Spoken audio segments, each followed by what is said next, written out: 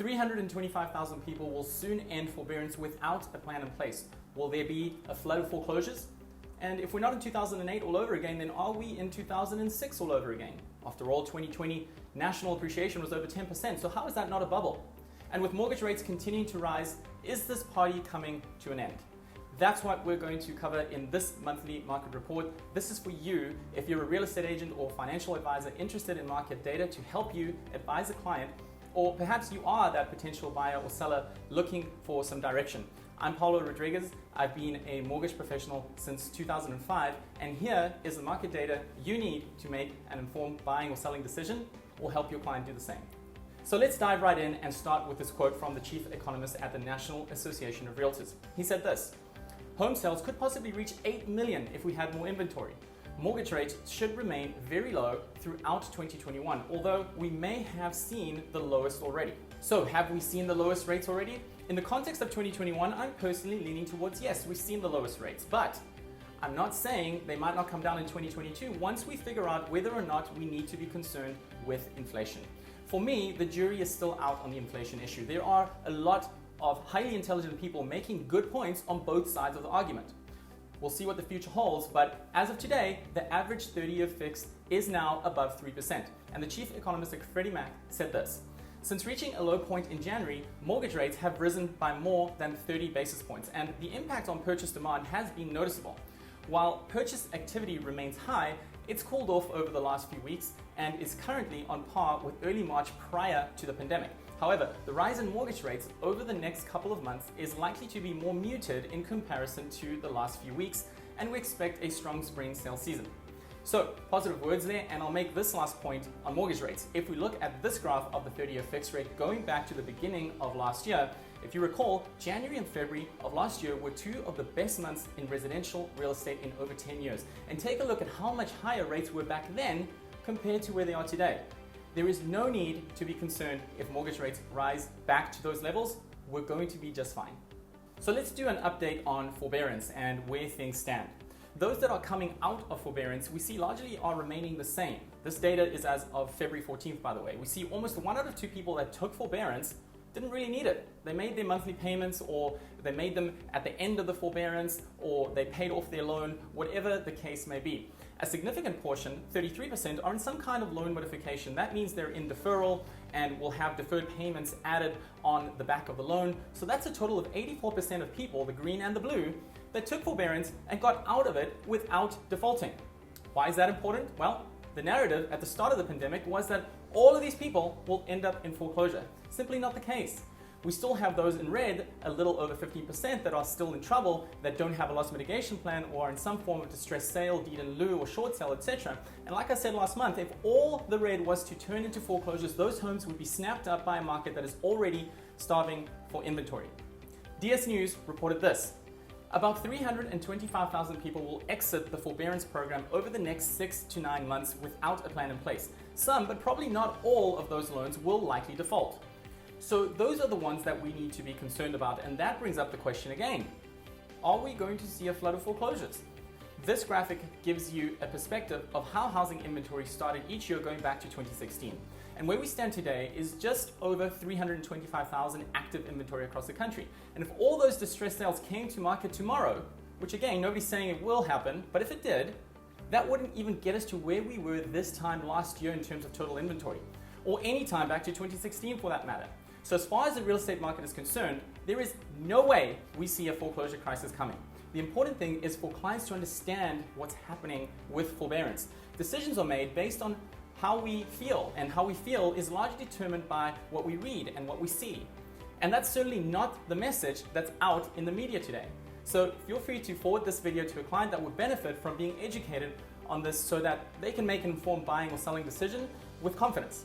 I think the biggest issue that we face is the lack of inventory we have today. The deputy chief economist at First American said this: "The lack of existing homes available for sale remains the only drag on housing market potential. Many homeowners may want to upgrade, but do not for fear that they will be unable to find a home to buy, preventing more supply from reaching the market and exacerbating the lack of inventory. As a result, everyone stays put and the supply of homes for sale dwindles further." The reality is that we're going to have a really good year this year, but we may not reach the full potential that the market could hit. If you remember, the first quote I shared talked about enough demand for 8 million homes to be sold. But if we don't have them, we can't sell them. The listing situation across the country is reflecting the lowest numbers we've had in recorded history. And this is a look at the year-over-year change in listings for the past year. The green line is new listings and the orange turning into red line is total listings or inventory. And as you can see, as quickly as inventory comes to market, it's being purchased, leaving inventory at a desperately low position across the country. Now, we've talked in the past about the sweet spot to sell something. When do you want to sell something? Well, when there's fewer of that item on the market than at any other time. Take a look at the sweet spot we're in today with only 1.9 months of active inventory across the country. Now, depending on where you're located, that may be a little higher, a little lower, but we can say we're in the sweetest spot in our lifetimes to sell a home. Educating prospective sellers about this is what our job entails. The 2020 final appreciation numbers are in. The FHFA on the top right is saying 10.8% appreciation, CoreLogic is saying 9.2%, and Case-Shiller is saying 10.4%. So let's call it 10% appreciation across the country.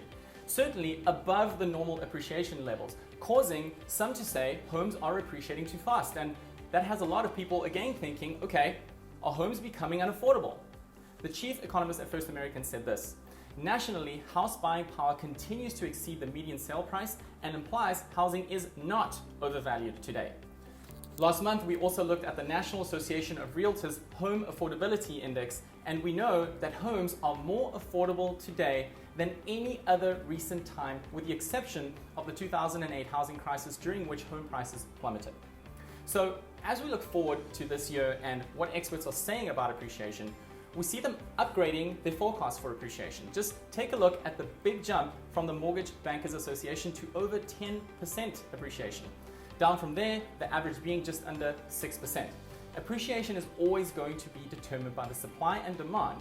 And if we bring more supply into the market, that would alleviate the situation and that should help prices level out. That inventory we so desperately need will come in the second half of this year from builders. It's going to come from those that have been putting things off. And as I mentioned last month, it's going to come as people feel safer and more certain about all things pandemic related. So it seems that people are finally coming around to the idea that this is not 2008 all over again. That's great. But now we have some people asking, how do we know this is not 2006 all over again? In other words, are we in the lead up to a bubble?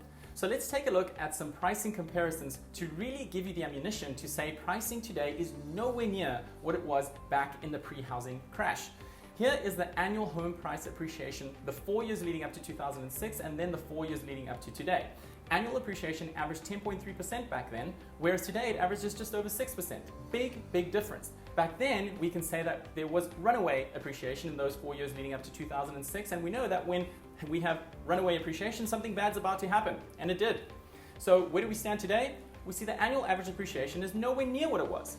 If we even go back to the FHFA maps, going back to the fourth quarter of 2020, we can see that the country appreciated at 10.8%, and as we look across regions, we see most of them somewhere between 8 and 13%.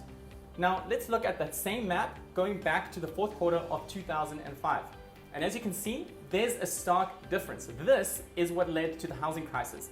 We are nowhere near those levels today. Most important of all is that the demand we have today is based on need and not speculation and irresponsible lending as it was prior to 2006. But again, sellers and buyers are influenced by what they believe, and what they believe is generated from what they read and what they see and what they hear. And we've got to get this message out to them. It's on us to go out and educate our clients about what's happening with prices across the country. Fannie Mae just released this. Consumers reported a significantly more positive view of home selling conditions in the last month, and we want to pay attention to that because spring is in the air, and with that will come the spring housing market. More and more people are going to be asking themselves, shouldn't we be making a move? That's a wrap for the March monthly market report. I appreciate you listening in. Forward, subscribe, share. I'll be back next month. But before you go, if you're looking to purchase or refinance or know someone that is and would like a no-cost consultation with me personally, feel free to reach out and I'll be happy to analyze if your debt is structured in the most optimal way or if there's room for improvement. Thanks for tuning in. Bye for now.